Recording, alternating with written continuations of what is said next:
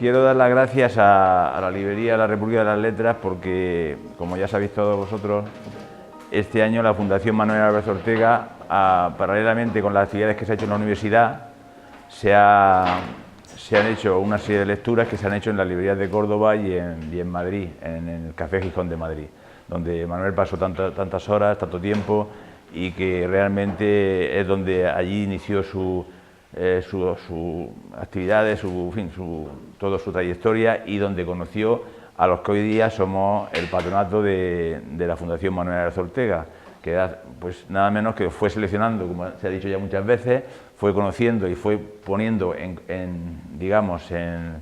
contacto unos con otros. Fue el artífice de todo esto, fue Manuel, que iba conociendo a lo que hoy son, como he dicho antes, los patronos, que estamos nada menos que César Antonio Molina, Jaime Siles, Antonio Colinas, Fanny Rubio, Barnatán, Marco Ricardo Barnatán. Bueno, es decir, que todos los que fueron pasando por aquella mesa que estaba justo al lado de la mesa de los poetas en Córdoba, en Madrid, pues es lo que hoy día forma el patronato, junto con Margarita Prieto y un representante de la familia, que es Alex Ortega. Entonces, bueno, con este acto lo que la Fundación, aunque no es habitual, no es el uso de hacer presentaciones y tal hasta ahora, pero con este acto lo que quiere la Fundación es, por una parte, clausurar las actividades del 2018, que las clausuramos en la universidad hace unos días, y en la línea de lo que hemos hecho paralelamente con las actividades en la universidad y actividades fuera de la universidad, como fueron el año pasado un concierto de Jack y las lecturas poéticas aquí en Madrid, pues hoy, digamos, fuera de la universidad, en el ambiente de lo que son las librerías y el ambiente cultural de Córdoba, pues la Fundación hemos visto oportuno pues presentar dos libros de uno de los patronos, que es César Antonio Molina, aquí con nosotros, y que también, pues yo personalmente quiero hacer, porque claro, hemos aprovechado que está aquí para hacer este acto. Y nos acompaña Juana Castro, Fanny Rubio y Javier Fernández, que son los que van a presentar el libro, y bueno, yo os dejo con ellos, y son los que llevan, digamos, el acto adelante y son los protagonistas de esta tarde. Muchas gracias. Bueno, simplemente saludar a los amigos y dar la palabra a Juana y a Javier, y que darán la palabra también a César Antonio Molina. Solo decirles que hay un tipo de escritor de doble vida, que es lo mejor que le puede pasar a un escritor, como Fernando Pessoa, que se ganaba la vida en empresas de exportación, como Valle Inclán, que fue director de la Academia de Roma, como Antonio Machado, que madrugaba todos los días para irse al instituto, como Unamuno, que fue dimitido 3 veces de rector y 3 veces nombrado, como Valente, traduciendo en Suiza y en París, también madrugando por la mañana para irse a su trabajo. Esa doble vida es el gran mérito de los poetas de la modernidad, y creo que César Antonio Molina es exponente justamente de esa doble vida, como muchos de nosotros. Y me parece que es una conquista que César, a medida que ha avanzado en su camino, pues ha logrado llevar esos dos mundos en paralelo, de manera simultánea, estableciendo un criterio crítico al mismo tiempo que una potencia creadora.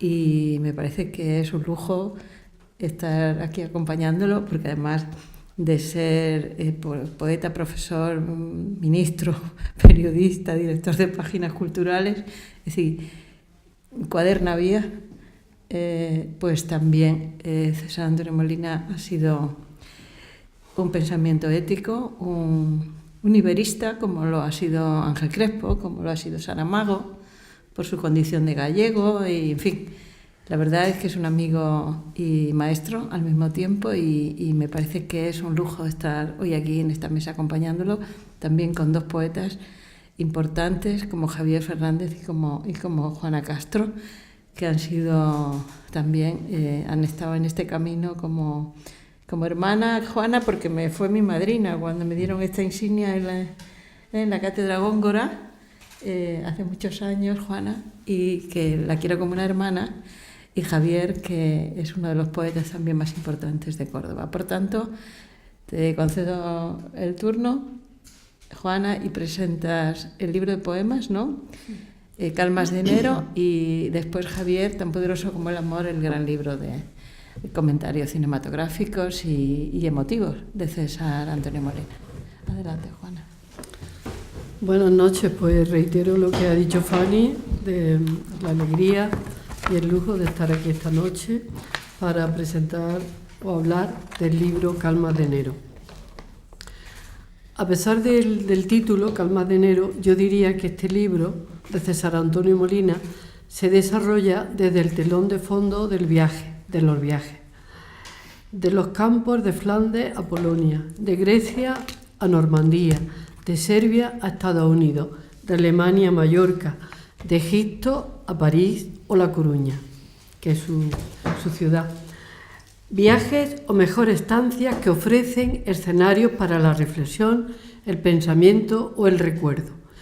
Y ahí todo se escribe y todo se engarza, de la vida a la muerte y del amor a lo existencial y la contemplación, para dar con un friso vario los poemas que han ido escribiéndose y sedimentando a lo largo de no sé cuántos años, pero por lo menos de 10 años, si fue Eume el último libro,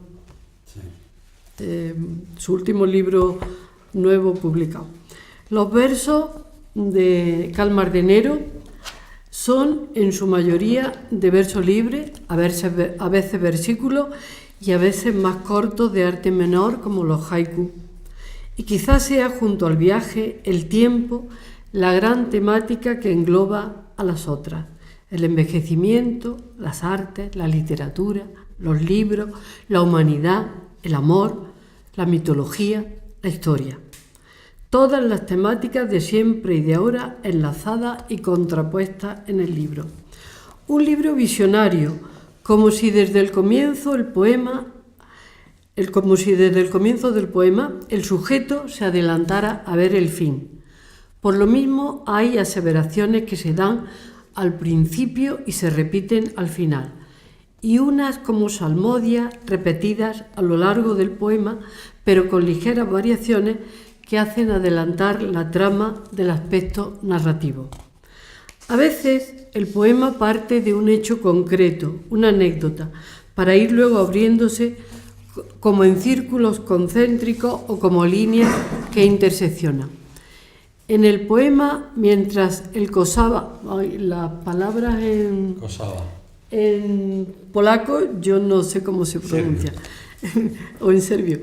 Mientras el Kosaba tira de nosotros, el Kosaba es un viento frío del sureste, en Serbia, se parte de un incidente con la policía antes de iniciar el vuelo, y de ahí se asciende a las nubes, las cerezas, los vestidos de novia, sábanas blancas tendidas, los nombres de las calles que cambian, las tumbas, comer a orillas del Danubio, los músicos callejeros, las iglesias, un salón de belleza, preguntas. Y al final los ríos están secos, y entonces nos sentaremos y lloraremos acordándonos de los antiguos caudales. Por el poema pasan el Danubio y el Sava, el arcángel San Gabrielo, un bulevar que era el camino a Estambul, la reflexión sobre la navegación por mar y los muertos, todo cruzado por la pregunta salmodia: ¿cuándo podremos ser felices? Más allá de la pura semántica, el simbolismo de cada elemento textual lanza otras polisemias más o menos evidentes. y asertos que dan de sí para más disquisiciones. Las calles cambian de nombre más rápidamente que las generaciones. El hombre de corazón se complace en las alturas. Un buen poema es oscuro, silencioso como una serpiente. En el poema Sobre el cielo de Washington, el Discovery, es una estupenda superposición-reflexión de la investigación espacial con un objeto, el Discovery, caído sobre la naturaleza, representada esta en árboles como los olmos, el roble, el almendro, el sauce, el abedul, junto al sujeto poético, cabellos, vida, y ahí el amor, el dolor, el tiempo, los cielos, la soledad. Y la referencia bíblica con el espino ante el cual la voz poética se queda callada ante el enigma, que es la zarza ardiente de Moisés. Y yo frente al espino bíblico de siempre. Poema este plástico, evocador y cósmico, de una poesía total que conecta con el todo. Laureles, olivos, oleajes de sauces, batiendo los tesoros de Delfos, donde se funden historia griega e historia sagrada. Del mismo modo, podría hacerse la disección de cada poema, con pensamientos que abarcan la actualidad, el trabajo de conservación de las ruinas, las compras, los amigos que se fueron, la ciencia, el estado contemplativo, la tecnología, las exposiciones. Pero es infinitamente mejor leer el libro y disfrutarlo. Otra de sus características del libro, de 143 páginas útiles por lo menos, son sus referencias bíblicas a las que me he referido.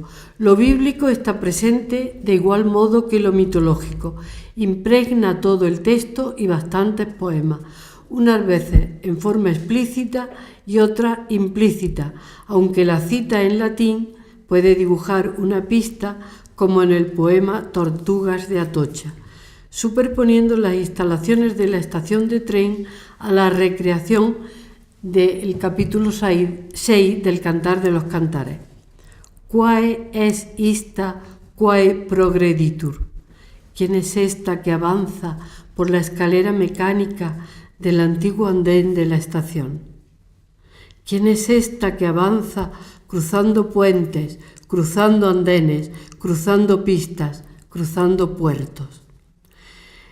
El poema Morandi intercede por sus objetos, pone la voz en el pintor Giorgio Morandi ante un cuadro lleno de objetos variopintos en forma de oración.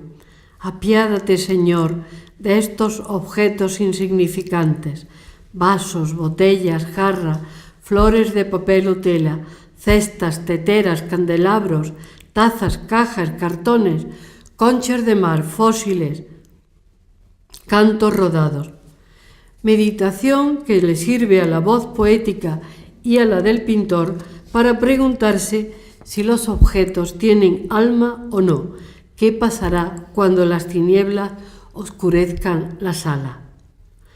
En tiempo de cerezas en guarda se evoca el color de las cerezas, insultantemente frescas como las muchachas que exhiben ya los primeros racimos en la mesa de los mercados al aire libre.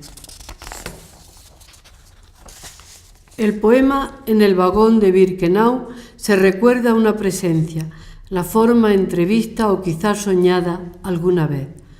No conozco más que fragmentos sueltos de ti, destellos de pájaros en los abedules. ¿Quién eras? ¿Hacia dónde te dirigías?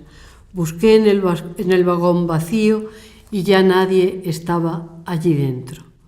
Escribe César Antonio. En el poema Por la calle Boguslavskiego es el hilo de Ariadna corriendo, enredándose, desliándose, camino de la casa del poeta Milos. Yo ya conocía a Milos porque por la referencia de Clara Janet. El hilo, breve luz de luciérnaga, a seguir tras de tus pasos, Ariadna, Eurídice, Antígona, Helena, todas ellas en ti, y aún más por estar viva y aún poder cambiar la historia, la mitología, la vida que ofrecías a cuanto contemplabas. Necesitábamos hacernos sufrir, dice más abajo. Necesitábamos herirnos, tener otro dolor más fuerte. Memorables son también los poemas Tres dólmenes por su meditación de la mudanza de las cosas en el tiempo. Incluso las piedras fácilmente desaparecen. Oh, qué más amor que aplazar el deseo. El poema final del libro es El ángel blanco de Mileseva, que reevoca al ángel de un cuadro en el monasterio ortodoxo de Mileseva. El poeta lo superpone al ángel sentado en la tumba de Jesús, cuando de madrugada fueron las mujeres con María de Magdala a buscarlo. Y si me despertara y allí estuviera este ángel blanco blandiendo su vara, y después este ángel sentado, y después este ángel para reprenderme de mis insinuaciones y me invitara a sentarme junto a él en la roca pulida con la cual sellaron la tumba. El final del poema intensifica el blancor añadiendo guirnaldas de azahar, pues reincide César Antonio Molina en su gusto por revivir dos colores, el color rojo sobre el color blanco, las cerezas sobre el mármol, la sangre sobre la losa también blanca. La lectura de este libro, Calmas de enero, me ha hecho disfrutar, gozar mucho y celebrar la buena poesía, esa que salta rauda e ilumina la tarde, la pena, las sombras de la soledad y la casa vacía, la que limpia como la lluvia el aire que respiramos, la intención y los bosques. Una poesía que no necesita recreación ni adenda, porque se dice ella sola y a solas mejor que nadie. No la toques, que así es la rosa, y el cristal y el fulgor del rojo sobre el blanco. Felicitaciones, César Antonio. Larga vida a Calmas de enero.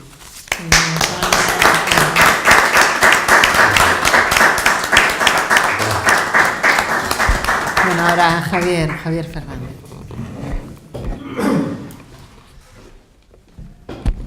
Hola, buenas noches.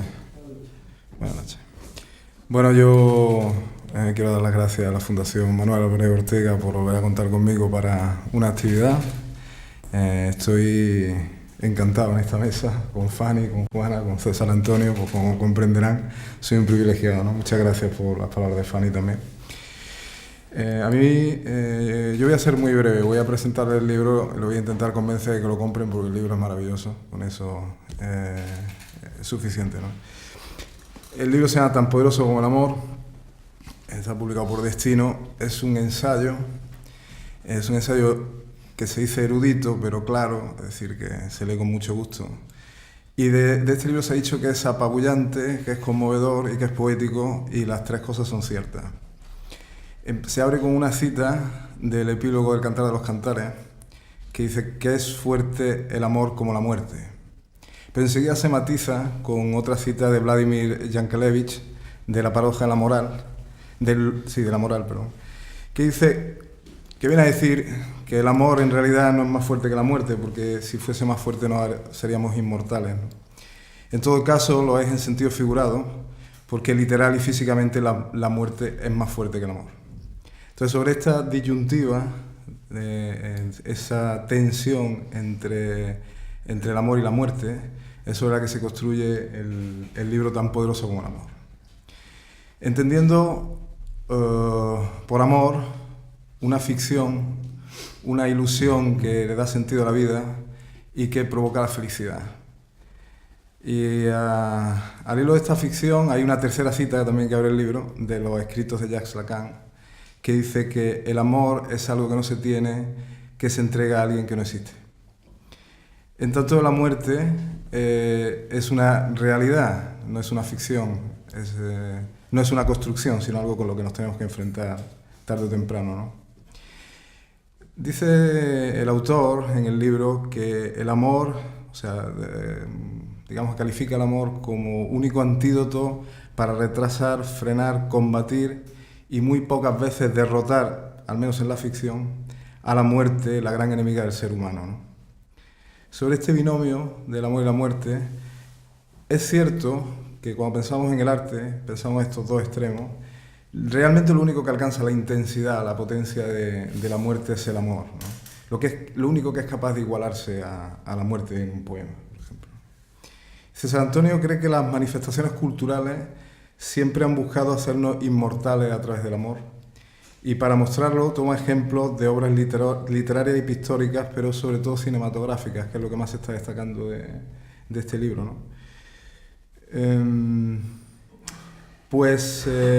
Del poder del amor como sentimiento indestructible, por más que nosotros no lo seamos, es de lo que tratan las películas que están citadas en el libro, ¿no? Son 100 capítulos lo que tiene el libro, con unos títulos muy sugerentes todos ellos. Todos empiezan diciendo cuando el amor es algo, ¿no? Entonces, cuando el amor es un libro, cuando el amor es vagabundo, cuando el amor se enamora de la muerte en vacaciones, cuando el amor a veces es cruel, cuando el amor es clandestino, cuando el amor es un sueño eterno, así hasta 100, ¿no?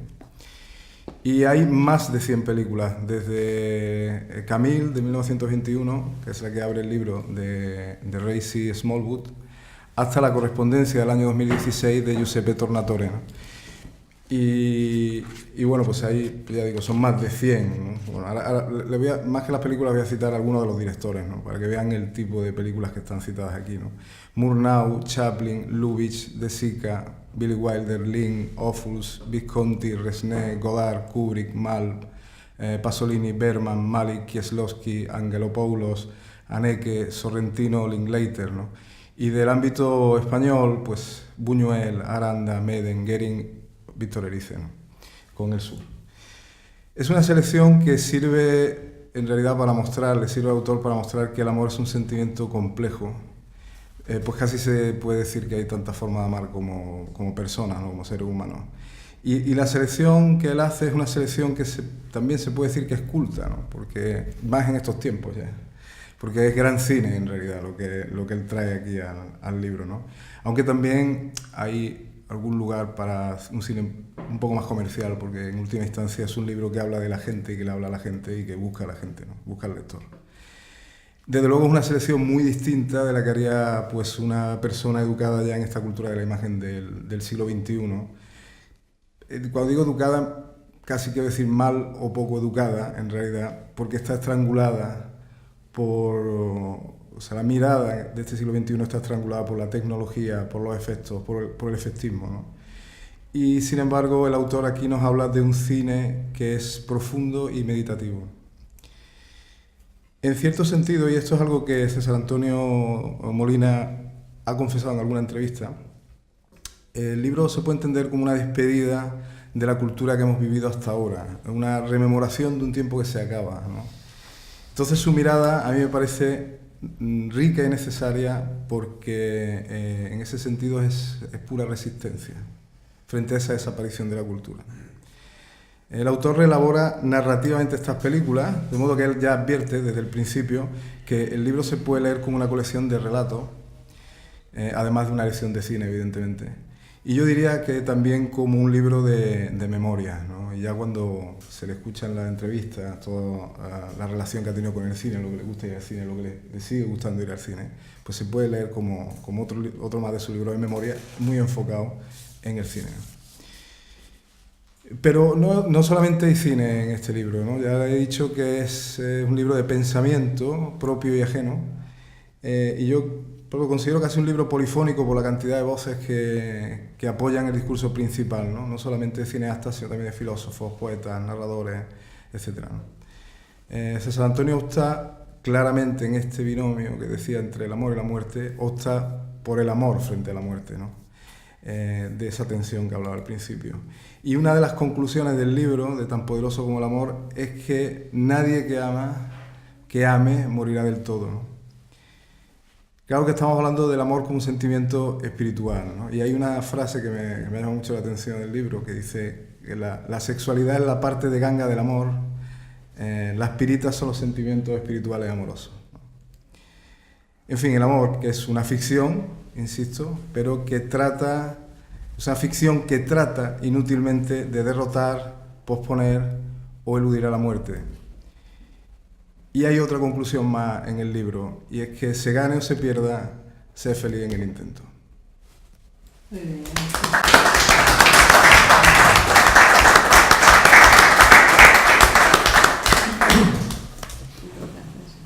Bueno, en primer lugar, darle las gracias por acompañarnos aquí y a esta maravillosa librería que sigue defendiendo la cultura en momentos tan difíciles que en otra época pensábamos que nunca volverían. Y sin embargo han vuelto y de qué manera, ¿no? Y es heroico toda la labor que hacemos todos es cada vez más heroica, más de martirilogio y demás, pero las librerías, que siempre han sido fundamentales, tienen todo este plus, ¿no? A Juan Pastor por inventarse este acto y a la Fundación Manuel Álvarez Ortega, un grandísimo poeta, amigo y cordobés de arriba abajo, y también en su nombre y recordándolo quería aquí agradecérselo también a Fanny Rubio, que en fin llevamos más de media vida combatiendo por todos los sitios, en la universidad, en la escritura, en la acción cultural, en fin. Una suerte haberla tenido en tantos lugares, de amiga, de compañera y por eso también que esté aquí para mí es muy satisfactorio, y ella misma como una gran escritora. Y a Juana Castro, que la he leído tanto y ya sabe lo mucho que la quiero, que la aprecio, y también toda su labor ahí silenciosa pero permanente, dando ejemplo, que es muy importante, porque en nuestro mundo hay que dar ejemplo, porque ya es pocos lugares y pocas profesiones, así entre comillas, o pocas labores donde se da ejemplo. Y es muy importante en la literatura y en la poesía, aparte de toda la gran labor de la escritura, ser fiel a sí mismo siempre, contra viento y marea, contra lo que sea, pero ese ser fiel es ejemplar. Y siempre lo he dicho, y ahora que tengo la oportunidad de estar con ella aquí, recalcarlo. Muy importante. Y a Javier, pues lo mismo de su actividad literaria, de gestión, de dirección, de todo, ¿no? Y siendo más joven, pues es las esperanzas que no perdemos de que una generación y otra nos vayan apoyando, ¿no? Y dando ánimo, ¿no? Y demostrándonos también que, bueno, que no es una pérdida de tiempo lo que hemos hecho, sino que es un trabajo importante, porque al fin y al cabo la cultura y la literatura es la manera de estar en la vida, en el mundo, el no irnos de aquí sin saber por qué hemos venido y para qué, y además a través de la cultura pues intentamos ser pacíficos, no ser fanáticos, no ser sectarios, intentamos comprendernos, intentamos pues sacar lo mejor de lo que tenemos, que no es lo más fácil, ¿no? Le agradezco mucho a Juana toda la lectura, lo que ha hecho, y solo comentar un poema para que vean cómo el azar, lo importante que es, y la importancia que yo siempre le he dado al azar en la escritura, ¿no?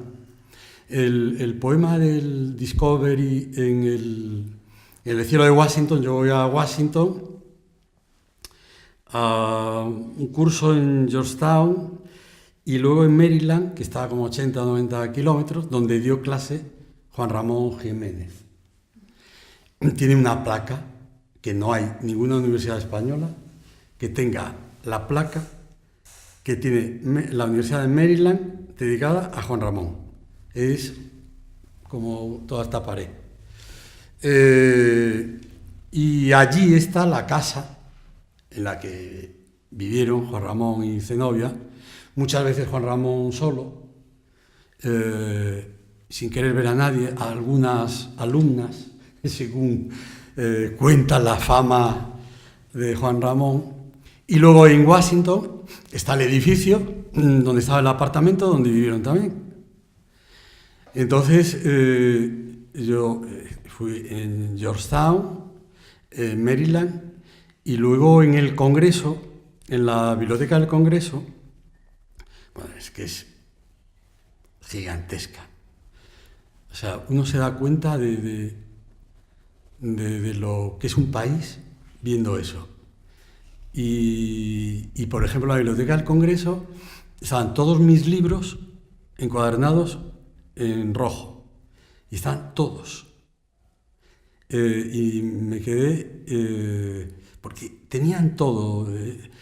Y además de derecho, de economía, de todo. O sea, todo, una biblioteca gigantesca. Y entonces allí hacen grabaciones con poetas y escritores en la parte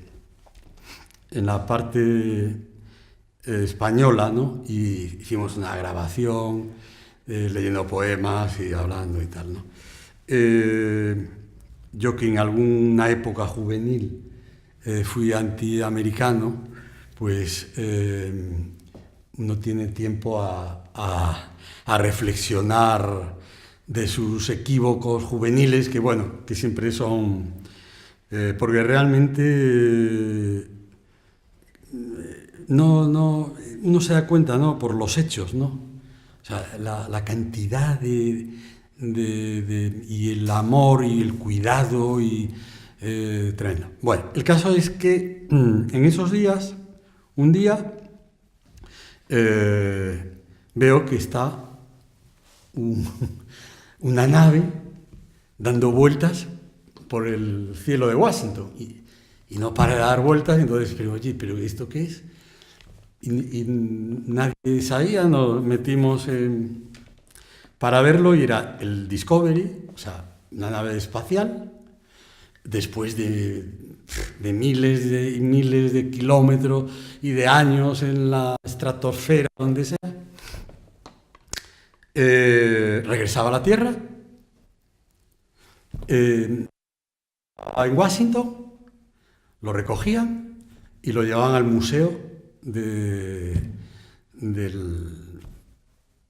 los viajes espaciales, que hay el museo, están una cantidad de museos en Washington maravillosos, Pero esta nave la llevaban ya en una ampliación del museo que estaba fuera de Washington, una nave gigantesca, y lo iban a arreglar y tal, y lo iban a dejar como pieza de museo.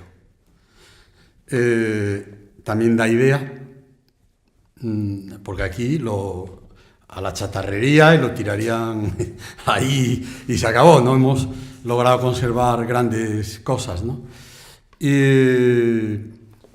me causó una sensación entre Juan Ramón y los poemas de Juan Ramón de ese tiempo, de ahí los nombres de los árboles que cito, y luego se me ocurrió pensar que en realidad lo que estaban haciendo era lo mismo. Cuando acaba la guerra de Troya, los griegos cogen el caballo y lo llevan a Delfos,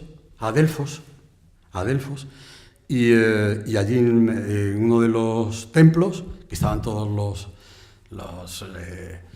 los botines de las victorias, pues los llevaban allí y los dedicaban a alguno de los dioses, ¿no? Y se me ocurrió cómo, y todo en esa mañana, cómo de alguna manera el Discovery, algo tan moderno y tan, iba a un templo, que es un museo, al fin y al cabo es un templo, y lo guardaban allí como tal. Y por otra parte me venía al recuerdo el caballo de Troya en Delfos, y por eso al final hablo de cómo se combina, ¿no? Nuestro mundo, que como muy bien decías, con aspectos mitológicos y de la Biblia, hay tantas referencias, pero cómo en el fondo el ser humano no ha cambiado tanto, ¿no? En este aspecto simbólico, ¿no? Y cómo la poesía debe cuidarlo, ¿no? De alguna manera. O sea, nosotros, los dioses, están desaparecidos hasta que uno los nombra y vuelven a aparecer. O sea, que la literatura y la poesía es capaz de devolver la vida a muchos objetos, elementos y seres que otras gentes dan por desaparecidos, pero yo creo que una de las capacidades que tiene el poeta es de ver eso que los demás no ven. Quizás vieron el Discovery y se imaginaron otra cosa, o no se imaginaron nada, o les dio igual. El caso es que estuvo todo un día dando vueltas, y no era por una cuestión técnica del aterrizaje, sino porque era un homenaje a la propia nave espacial, no a los que la tripulaban, la propia nave la homenajeaban, como dándole la vuelta al ruedo, por así decirlo, antes de bajarla, de sacralizarla de alguna manera, aunque metiéndola en un templo, ¿no? Y de eso surge el poema, y tantos poemas, ¿no? Que tú muy bien los has explicado, que nacen de estas visiones, que no hay una idea anterior al poema, sino que el poema va surgiendo muchas veces por sugerencias que uno va identificando a lo largo del tiempo y del espacio. Tan poderoso como el amor, en realidad debería llamarse el amor tan poderoso como la muerte, como el verso del Cantar de los Cantares. Pero bueno, la editorial que es pacífica conmigo y me aguanta todo lo que quiero, me dijo que no cabe, es larguísimo, no sé qué, pero si es el Cantar de los Cantares, bueno, pero que, en fin. Y todo ese título así tan poderoso como el amor. Y volvemos a lo también, ¿no? Como el debate permanente, ¿no? porque claro, luego las traducciones a lo largo de la historia, muchos traductores se la jugaron, entre ellos Fray Luis, traduciendo, y el amor más poderoso que la muerte, ¿no? Que es colar eso es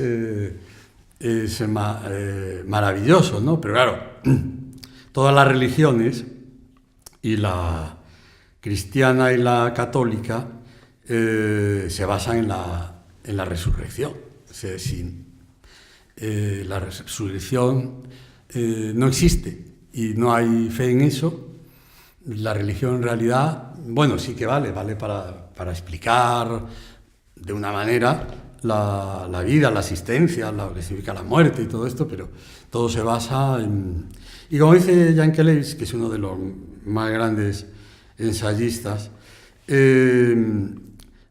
claro, el que pone el amor más poderoso que la muerte, en realidad le está dando una patada a la Iglesia. Como decir, es que hay algo que es más poderoso, y si lo es, somos eternos, somos inmortales, y entonces el sentido de la vida cambia. Y entonces el libro va con este juego del amor más poderoso, también sobre los amores imposibles, y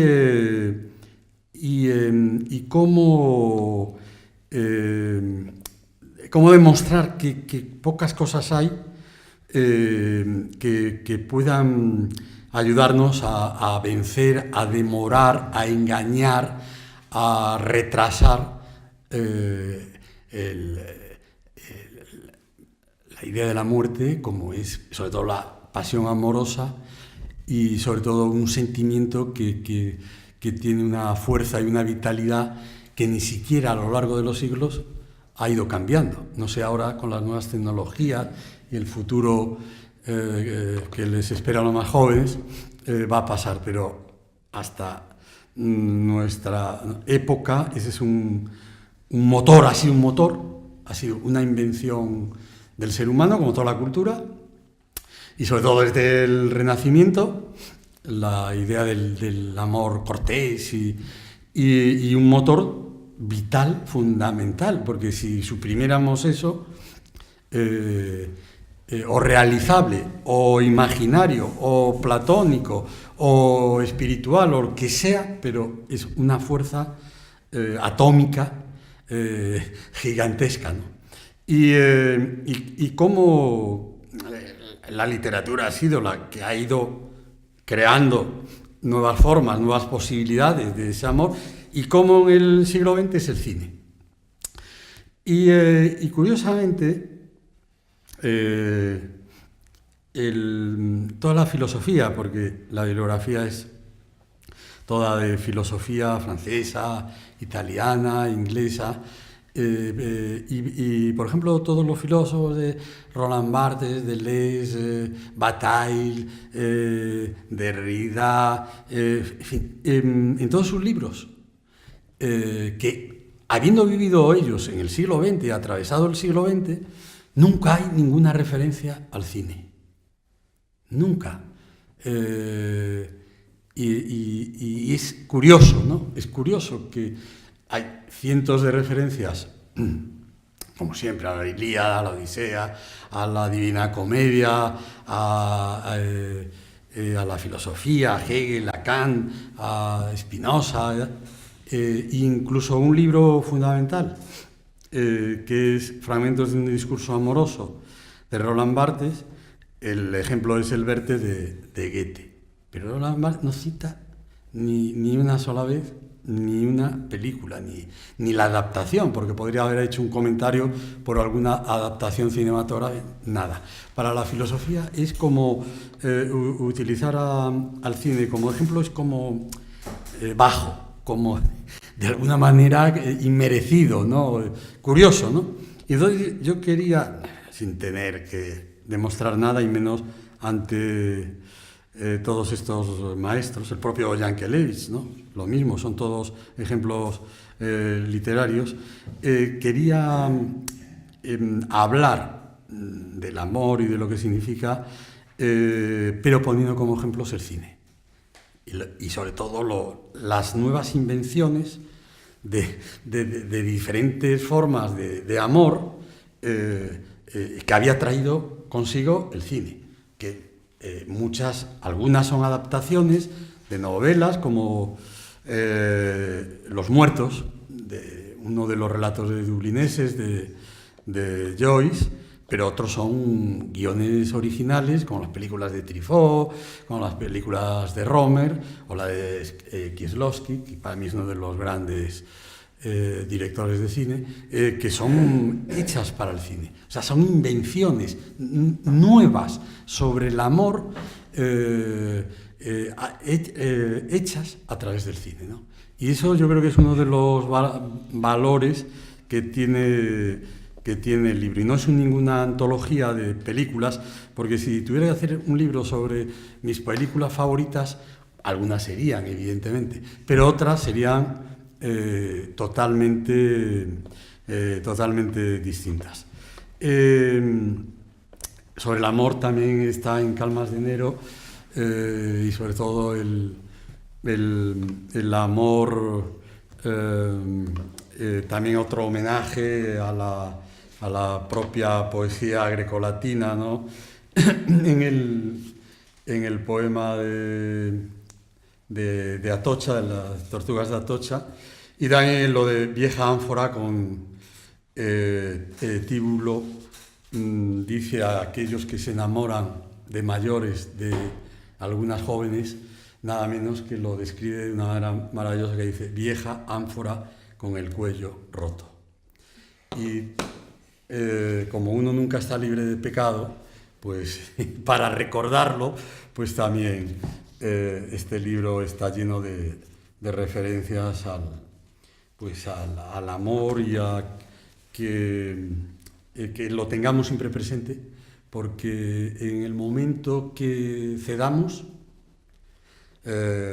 aparecerá nuestro verdadero gran amor, que siempre desde el nacimiento nos acompaña, pero mejor tenerlo a raya y por eso tratar de inventarnos, ¿no? de inventarnos amores, incluso como el caso de Kieslowski, la doble vida de Verónica, pues una Verónica en Cracovia, donde murió Milos, uno de los más grandes poetas, y la Verónica de París. Por cierto, Milos vivía en una casa que debía tener 40 o 50 metros.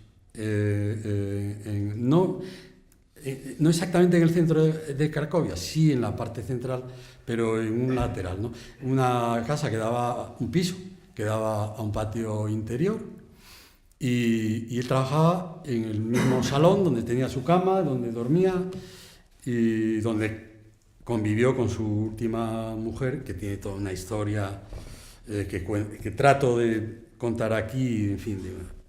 Pero la tumba en una de las iglesias de Cracovia es más grande que el apartamento, lo cual también dice que hay países todavía que saben cuidar a sus poetas.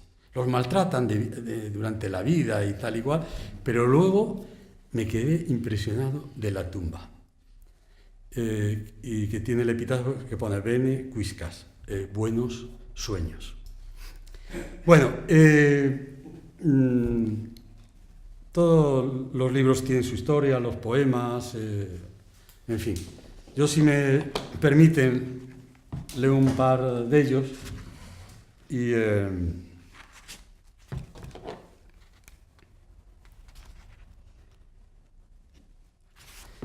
por las estepas de la vida. Por las estepas de la vida vamos errantes, perdidos por los caminos del polen, y las nubes, como alas de ángeles, nos llevan errantes hasta un lugar de resplandor sagrado.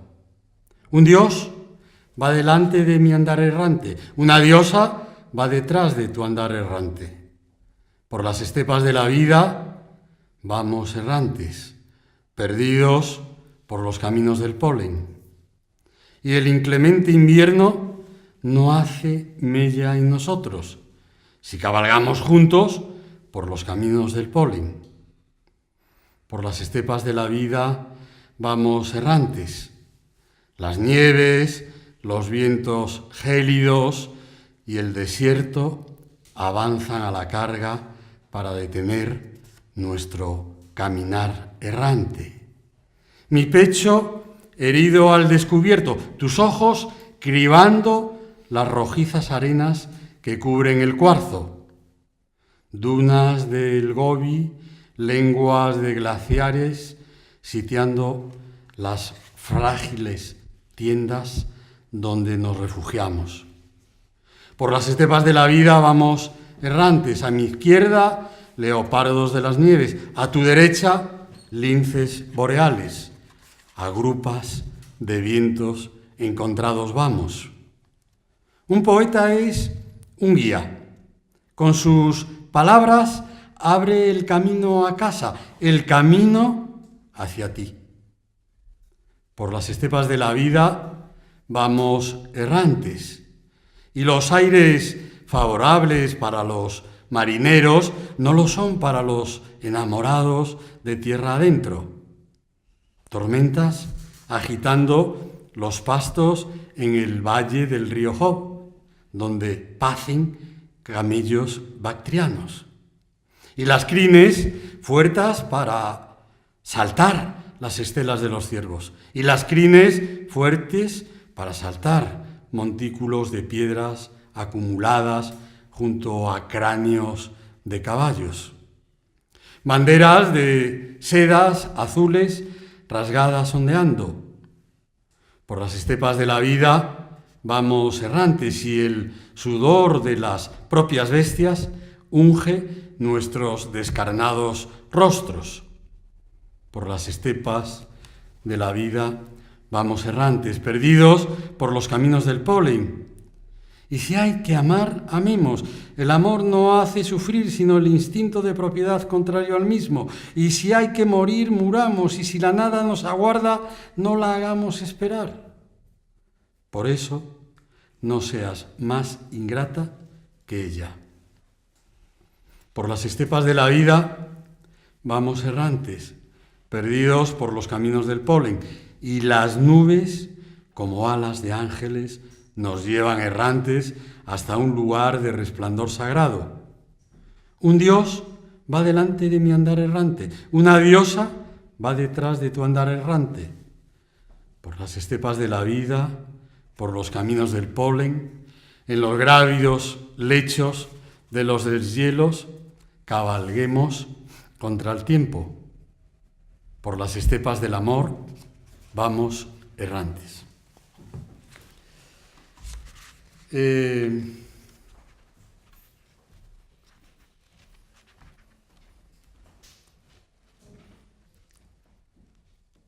Hay este poema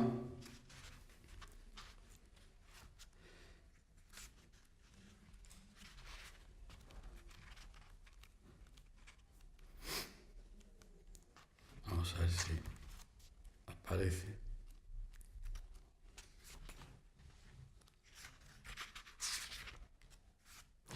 En las playas de Herculano. Estando en Herculano, las gentes de Herculano, a diferencia de Pompeya, vivían sobre la playa y los acantilados. Y entonces estuvieron, más de 300 y pico personas estuvieron esperando a las naves de Plinio el Viejo, que era la flota romana, que estaba en Nápoles y acudió para salvarlos y el propio Plinio murió y no pudieron llegar por el humo y tal. Y estando allí pensé que en realidad todos estamos esperando a las naves que vengan a salvarnos, que en realidad vivimos en las playas de Herculano y que estamos esperando a que nos vengan a salvar. Y eso se habla en el poema, y también la experiencia de ver a una joven investigadora en el antiguo Palacio Real de Nápoles, donde está la biblioteca y donde están muchísimos papiros que se salvaron de la vida de los papiros, y cómo estaba transcribiendo el papiro con todos los elementos técnicos que tenía, el iPad, el teléfono móvil, el ordenador y todo, pero lo estaba haciendo a mano, con un lápiz, una goma y un papel semejante al papel. Y le pregunté por qué lo hacía y porque era la única manera de poder reproducir exactamente. O sea, que no había técnica que pudiera superar el conocimiento de esta joven, el conocimiento del griego, porque son papiros escritos en griego, y la transcripción perfecta de los signos. En las playas de Herculano. En las playas de Herculano esperamos a que lleguen las naves a salvarnos. En el papiro esperamos a que las blancas manos de la joven investigadora descubran nuestros secretos de antes y de ahora, que son los mismos. En el papiro carbonizado, luz y ser del más allá, aguardamos la resurrección. Y el negro lapilli cae sin viento. Azufre, oscura vino la noche sin aliento, huertos, casas destejadas y el golfo convertido en desierto. En el lago del Averno, en el cabo Miseno, en Cumas, mientras das la vuelta en la cama incendiada, cae la noche. Estas llamas son las alas que nos llevarán a nuestra patria celeste. El fuego es bello, palpita, brilla semejante a una idea, y el negro lapilli cae sin viento, festina lente. Ayer delfines alrededor de las anclas, hoy ranas croando en las playas sumergidas bajo ríos de piroclastos ganados a la oscuridad por los arqueólogos. Todo al fin encuentra su lugar. En la vecina casa de Menandro se les desplomó el techo a los saqueadores. Aún contemplo los esqueletos desparramados como serpentinas, huesos aniquilados. Dios, cualquier Dios, para manifestarse, elige el desierto. El derrumbe, ese espacio de una revelación trascendente. Solares, ¿cuántos solares heredarán el pelícano y el erizo, el ibis y el cuervo? Solares, nuestras casas. Culpa y suficiente para el arrepentimiento. Vides en medio de las ruinas, en medio de la desenterrada ciudad por donde volvía a caminar. Caminar como discurrir. La palabra une la huella visible con el vacío, con lo ausente, con el objeto deseado o temido, como estos frágiles puentes improvisados sobre las estancias de los castos amantes. No sientas pena por lo que ya pasó. Si pasó, déjalo pasar. Sigue caminando bajo los pinos que otras veces abrazaste. Y sigue a paso firme, aunque sepas que a donde llegues serás siempre extranjero. Y el negro lapilli cae sin viento. Esta belleza de escombros da calma. Conocer es ser fiel al dolor. Hermosas naves surcando el golfo, como ayer, como hoy, como siempre. Dichosos quienes se bañan desde ellas, dichosos quienes se arrojan al borde de las tenebrosas profundidades. aire sereno cuando despuntaba el albor, y el negro Lapilli cae sin viento. Playas y acantilados, ahora invernaderos de claveles, qué placentero todo desde la puerta nocera. Pero lo bello desespera.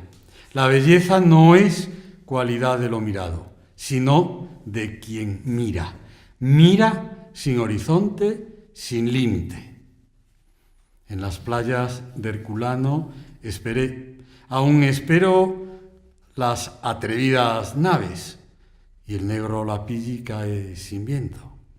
Oro, plata, besos, nada seduce a la pasión. Quien no se pierde, no se salvará.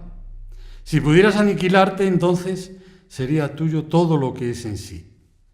Besos, plata, oro. Dijiste, algún día leeré estos versos. Bajo el Lapilli, bajo la luz del microscopio, bajo el ordenador, bajo el iPad o la tablilla moderna. Estos versos que para alguien fueron, ahora son para la joven investigadora que dibuja, transcribe desde el ordenador portátil. Los signos, como la naturaleza trascendente, aman esconderse entre sus labios, entre sus manos.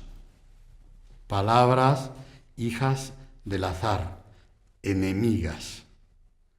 Derrota, capitulación, mientras te das la vuelta en la cama y se hace de noche. Nocte tantum sileo. En las playas de Herculano esperamos a que lleguen las naves a salvarnos. Solo los muertos gozan del privilegio de contemplar cara a cara las verdades desconocidas. Quisi sana. Aquí uno cura. Aquí ya es allí, mientras el negro Lapilli cae sin viento.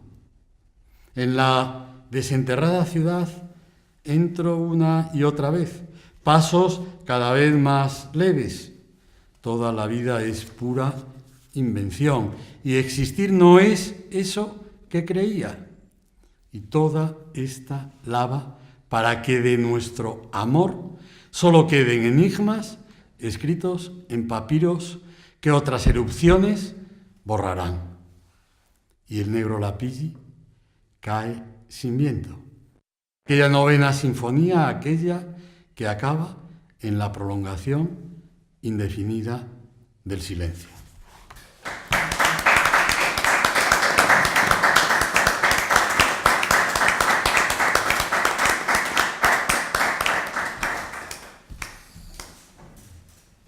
Bueno. Unos minutos de coloquio, ¿no? Por si alguien quiere preguntar algo, ¿no?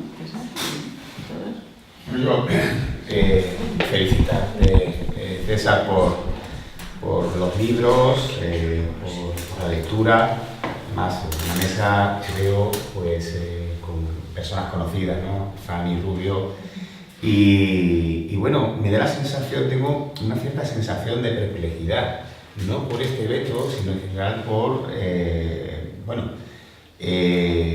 el tiempo en el que vivimos, ¿no? Las cosas importantes en la vida casi parecen que suceden por casualidad, como el amor, por ejemplo, ¿no? El azar rige en gran medida nuestro destino y el oficio de escritor y el oficio de poeta normalmente es un trabajo en soledad, lleno de humildad, y es un acto prácticamente de amor, ¿no? Vemos que, bueno, este tipo de actos tenemos aquí, no sé si somos, no lo he contado, no sé si somos 8 o 10 personas las que estamos presentes, ¿no? Hay otros eventos en los que uno pues, ve como pues, el número de asistentes, a pesar de que, ya digo, ¿no? que los presentes aquí en la mesa pues, son personas muy conocidas, personas muy célebres, con una grandísima trayectoria, con un trabajo intelectual y literario importante. Pero sucede que últimamente se le está dando promoción, publicidad, se está vociferando incluso dándole una pátina de prestigio institucional, un aval editorial a determinadas, no se podrían llamar ni siquiera tendencias ni líneas, no sé si sabe usted hacia dónde me dirijo, ¿no? Sí. Y parece que los menos capacitados para la poesía son los que están adueñándose del discurso, y parece que también los que menos cualidades tienen para elevarse a la altura del amor están atentando contra ese superior concepto. Cuando hablaban sobre el amor, no podía dejar de recordar no solamente el amor loco de André Breton, ¿no?, sino ese maravilloso Alcano XVII, ¿no?, en el que habla sobre esa concepción tan importante que vertebra toda su poética y toda su experiencia vital, ¿no?, en torno a la idea del amor. Y él constantemente se está, no quiero extenderme mucho, ¿no?, pero se habla de esa digamos, idea de ser esférico universal, del andrógino original, ¿no?, de ese cese de la lucha de los contrarios, ¿no? En fin, es una concepción particularmente interesante que a mí siempre me ha parecido conmovedora, ¿no? Pero veo efectivamente que hay unos ciertos discursos en la posmodernidad que actúa como una especie de apisonadora, que no respeta nada, que está destruyendo prácticamente todo sin ser capaz de articular un discurso propio.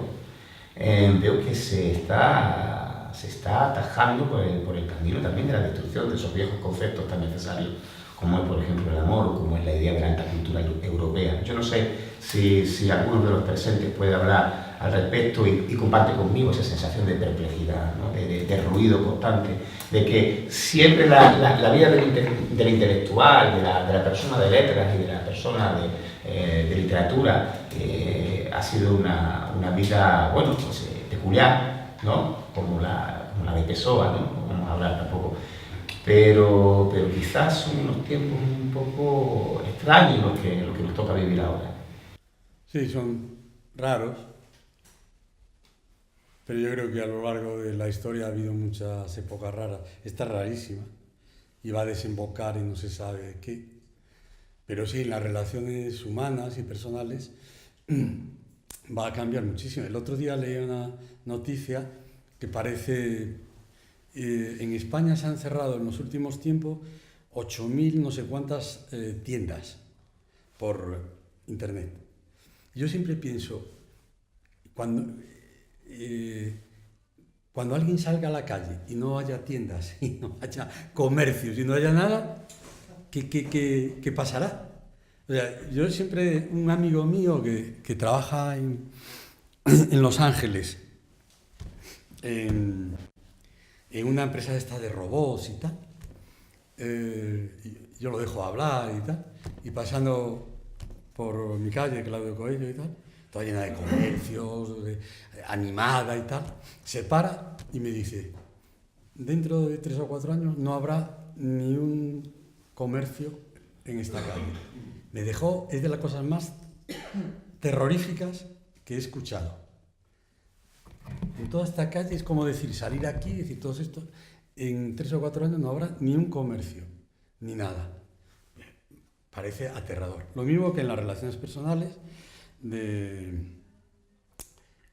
bueno, eso ya en las novelas de ciencia ficción se avanzaba sobre que ya el azar, esto de encontrarse, o sea, a Dante y a Petrarca hoy los detendrían. O sea, ve a Laura y ve a Beatriz y le digan detenidos por imaginarse a esta chica que pasa por la calle y le hace unos poemas, a la comisaría de policía por escribirle unos poemas y no sé qué. Entonces, todo este azar que tiene la vida, para bien y para mal, el azar, el destino, o sea, y esta lucha que mantenemos con todo ello, ¿no? Y en el tema del amor va a llegar un momento que será ante notario, si existen los notarios, y de una manera absolutamente gélida y con ello, claro, afecta a todo, a la manera de entender la vida, a la manera de relacionarte y tal.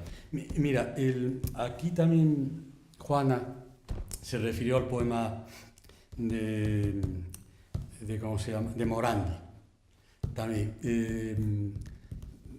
Estaba en Bolonia, que habíamos ido para preparar una exposición, para ir a Parma, y que está todo el Museo Bodoni, en el antiguo Palacio Real allí en Parma, y elegimos quedarnos en Bolonia, porque la red allí de trenes es tremenda, y entonces no iba ni me acordaba siquiera que Morandi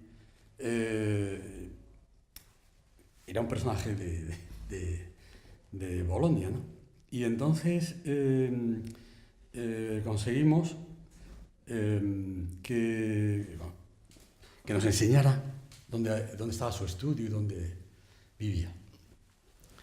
Bueno, Morandi siempre vivió con su familia, es decir, su madre, sus 5 o 6 hermanas, o sea, siempre. En su habitación era donde pintaba, o sea, tenía ahí un cátere y allí pintaba y tal. Era profesor de la Escuela de Bellas Artes, apenas salió de Bolonia en toda su vida, y ya de mayor, alguien llevó un cuadro a la Bienal de Venecia y allí le dieron un premio, pero el 99% de su vida lo pasó en esa, que estaba tal cual, en esa habitación, con todos los objetos. O sea, por eso yo me refiero, porque de repente vi todos los objetos que hemos visto en todos sus cuadros, estaban allí. Y muchos de ellos los hacía él con papel y estaban allí como esperando quién. Y daba, en su habitación daba a un jardín que ahora han ido construyendo y ya del jardín queda poquísimo, pero en ese jardín interior, entonces él con papeles de periódicos medía la luz, cómo avanzaba la luz a lo largo de su habitación estudio y cómo él hacía reflejar esa luz en los cuadros. Pasó toda su vida así. No digamos ya Pessoa, que es el ejemplo ya extremo y tal, de vivir en una habitación.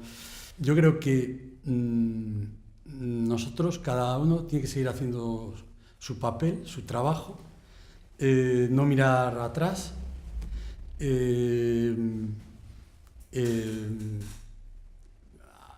a lo largo del tiempo, ya muchos siglos y milenios, hemos logrado sobrevivir, aunque se ha destruido la biblioteca de Alejandría. Bueno, yo viajé por Siria y todavía pude ver Apamea, o sea, las ciudades griegas, romanas, la columna del Estilita. Hoy todo eso no existe, lo hemos destruido nosotros mismos. Pero sí, el tiempo cambia, las cosas cambian, pero cada uno tiene que ser cómplice de su tiempo, de su época, y ya no puede prever el resto, ¿no? No nos podemos atormentar pensando en el futuro, no sé qué, y tal y cual, y que en ese futuro ya no estemos, ¿no? Porque no lo sabemos. Yo he escrito mucho, sobre todo porque a mí el tema de las nuevas tecnologías me inquieta mucho, sobre todo la pérdida de libertad. Yo creo que hay algo fundamental. Hemos perdido la libertad. Y además no la hemos perdido en beneficio del Estado, de la patria, del país, sino la hemos perdido en beneficio de las multinacionales extranjeras, que son las que nos controlan, los ordenadores, los teléfonos móviles. O sea, hemos perdido la libertad. Ya no es cierto lo de la Constitución. Yo a mis alumnos les decía que sí que hay que modificar la Constitución, pero entonces vamos a decir, mira, estos señores son libres, pero sin darse cuenta ceden su libertad y poner todos los nombres de todas las empresas, Apple, no sé qué, todo, porque hemos perdido la libertad. O sea, no somos libres. O sea, saben perfectamente dónde estamos, lo que estamos haciendo, nos controlan, saben nuestros gustos, absolutamente todo. Y esa pérdida de libertad, que la gente no se da cuenta o piensa que es un gran bien, me parece tremendo. Quizás porque a lo mejor en el futuro la definición de la libertad será otra. Y a lo mejor es no ser libre, sino que es ser no sé qué, otra palabra que se invente. Y entonces a mí me inquieta todo esto de cómo el ser humano ha ido perdiendo su libertad, solo le queda su libertad interior y espiritual, pero también la van invadiendo, ¿no? Y sobre todo porque cada vez es más todo monotemático, todo vacío, todo, en fin.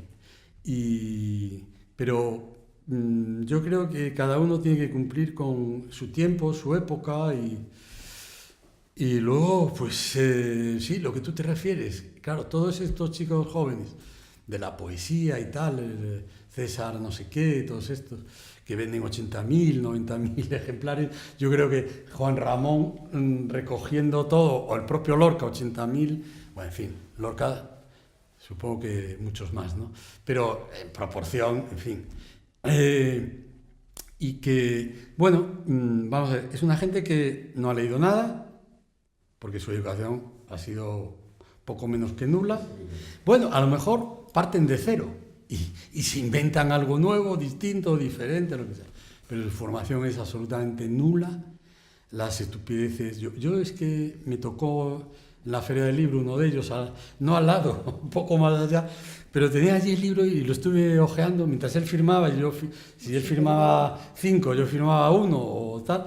Pero estuve viendo y es que las cosas que se decían eran iletradas. Lo desconcertante, además. Ilegibles. Sí, bueno, también porque yo creo que hay la promoción de las situaciones. Bueno, se mezclan muchas cosas. Y tampoco, oye, si hoy podía decir una lista de gente que nadie sabe quiénes son y fueron muy famosos e importantes, ¿no?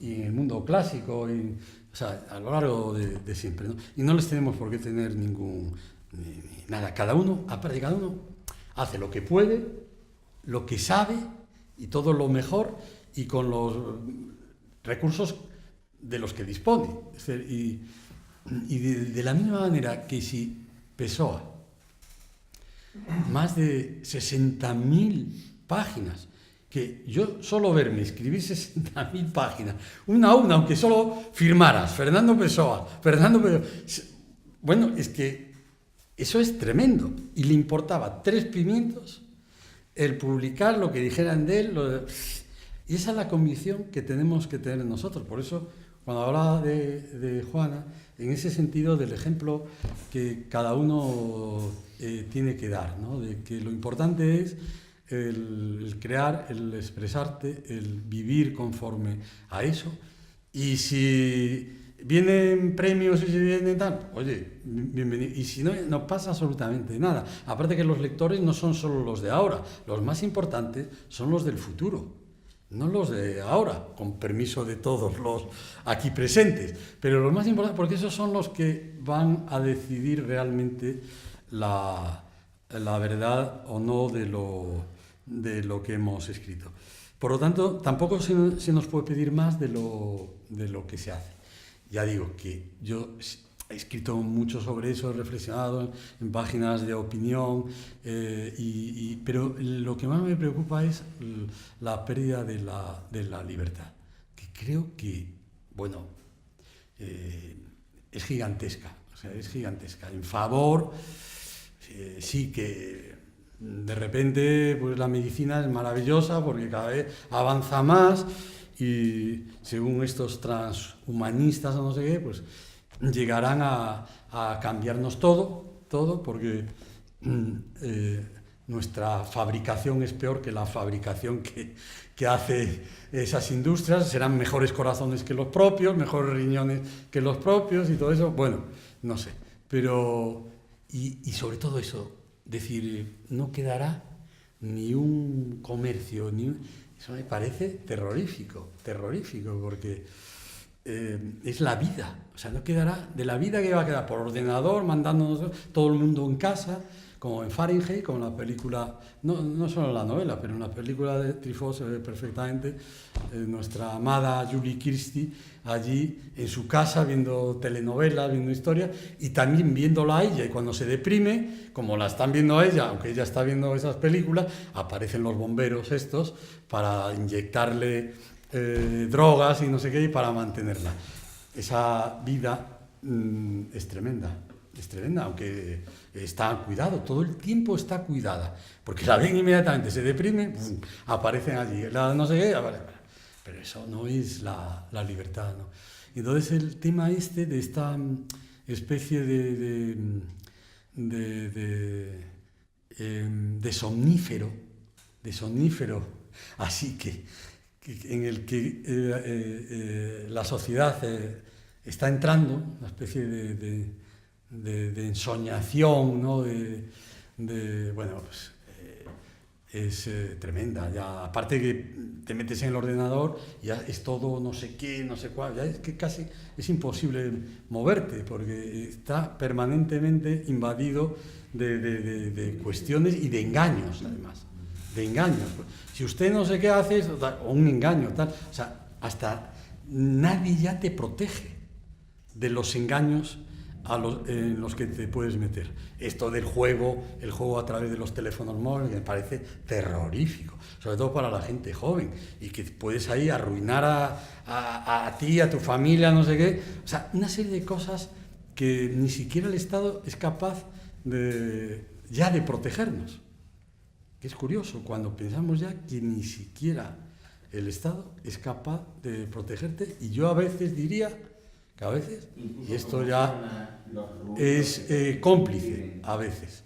Pero bueno, nosotros... Puede ser que el cambio climático nos traiga la salvación con un apagón general de Internet. Sí. Y entonces... Es cierto. En el mes de julio fui a Atapuerca, casi todos los años voy, y con los directores, que son los 3 directores, enseñando a unos amigos extranjeros y tal, todo aquello y tal, millones de años, hace no sé cuántos millones de años, tal, llovían millones de años por todos los sitios, ¿no? Y se acercó uno de estos, el catalán, y me dijo: César, todo esto que estamos viendo y que decimos del pasado y tal, esto es el futuro. Esto es nuestro futuro. O sea, todos millones de años prensados, todo allí prensado. Y dice, mira, y se refería también, esa era una historia, pero también lo del cambio climático, ¿no? Esto es imparable. O sea, si no somos capaces de parar lo del cambio climático, pues pasará, no es que la Tierra desaparezca y todo eso, pero habrá una explosión, habrá no sé, porque es imposible, ¿no? Y por eso ver allí todo está 200 millones de años, o sea, 300, o sea, y todo está allí prensado en un diente que ha quedado, en un trozo de hueso de no sé qué, y todo allí todo prensado, millones y millones de años. Bueno, y al fin y al cabo Atapuerca tiene a quien lo excava. A lo mejor nosotros ya ni nos excava nadie.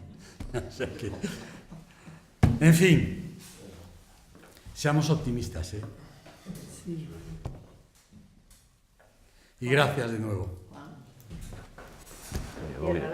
Yo qué voy a decir yo realmente aquí sois vosotros los que en fin, los que tenéis que, ya he dicho anteriormente, ¿no? Es decir, solamente dar las gracias por la asistencia, y aunque, como ha dicho Pablo, no es muy numerosa, pero yo creo que en estos casos la calidad de la gente también cuenta, ¿no? Y hay que ver quién nos acompaña y por qué, claro. Entonces, lo que decía César antes, pues yo creo que hay que ser optimistas, y como he dicho anteriormente, cuando me han preguntado por ahí fuera qué es lo que dábamos, en el mundo de la cultura, creo que lo que damos es la salvación. Yo creo que el individuo la única solución que tiene es a través de la cultura y de la lectura. Lo que pasa es que, claro, también tenemos que dar ejemplo. Y yo no estoy muy de acuerdo con lo que dice César, perdona que te diga, porque, claro, es la pescadilla que se mueve la cola. Los intelectuales también tienen algo que decir en este caso, y creo que bueno, pues sería otro debate que lo dejamos para otro momento, ¿no? No, pero es verdad que César, como Pablo, como todos, tenemos los 200 textos imprescindibles en nuestra biblioteca, que lo tienen todos los poetas del mundo. No ya me refiero a la novela mercenaria o al trabajo de prensa de Estajo, no, me refiero a la poesía moderna. Y esos 200 textos que tienen todos los poetas del mundo y todos los lectores de poesía del mundo tienen ya los argumentos para resistir. Sí, y claro... Eso es lo que nosotros estamos defendiendo cuando seguimos todos los días viviendo con energía, y esa energía nos la están dando esos textos. Y creo que también, yo creo que para cerrar, pues también hay que decir que los ejemplos como Manuel Álvarez Ortega ha hecho con todo su legado, una cosa muy generosa, que todo su legado, teniendo familia como tiene, todo su legado, la totalidad de su legado, pase a una fundación con su nombre para la ciudad de Córdoba, creo que eso se puede cerrar el acto, y creo que eso es una cuestión que hay que tener muy en cuenta, y no sé si ciertos sectores se han dado cuenta de eso. Muchas gracias.